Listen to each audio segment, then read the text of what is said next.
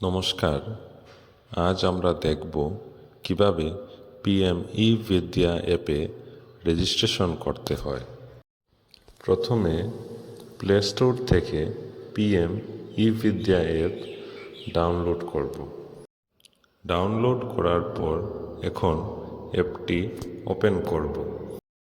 এখন দেখব এই রকমের একটি পেজ আসবে এবং নিচে কন্টিনিউ লেখা থাকবে, সেখানে আমরা ক্লিক করব। ক্লিক করার পর এই পেজটি সামনে আসবে এবং যেখানে দেখবেন 4টি অপশন আছে: স্টুডেন্ট, টিচার, প্যারেন্ট এবং আধার। যেহেতু আমরা শিক্ষক, তার জন্য আমরা টিচারে ক্লিক করব। সিলেক্ট করার পর দেখবেন এই পেজটি সামনে আসবে, যেখানে উপরে দেখবেন কন্টিনিউ উইথ গুগল লেখা আছে।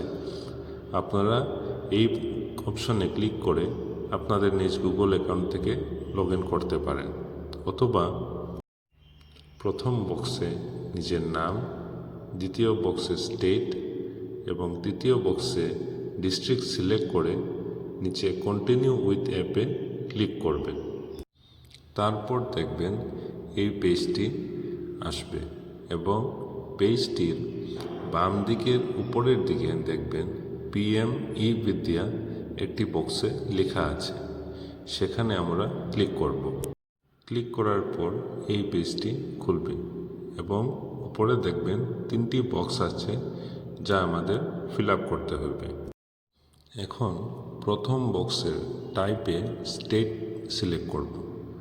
দ্বিতীয় বক্সে আমাদের স্টেট আসাম সিলেক্ট করব এবং তৃতীয় বক্সে মিডিয়াম বাংলা সিলেক্ট করব।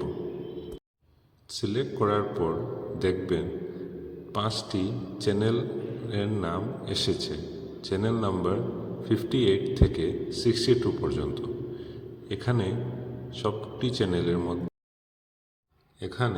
সবগুলি চ্যানেলের মধ্যে শিক্ষণীয় ভিডিও আছে, যা আমরা দেখব এবং ছাত্রছাত্রীদেরও দেখাবো। এখন আমি যে কোনো একটি চ্যানেলে ক্লিক করলাম। ক্লিক করার পর দেখব এইভাবে ভিডিওটি ওপেন হয়েছে এবং আমরা ভিডিওটি এভাবে দেখতে পারবো।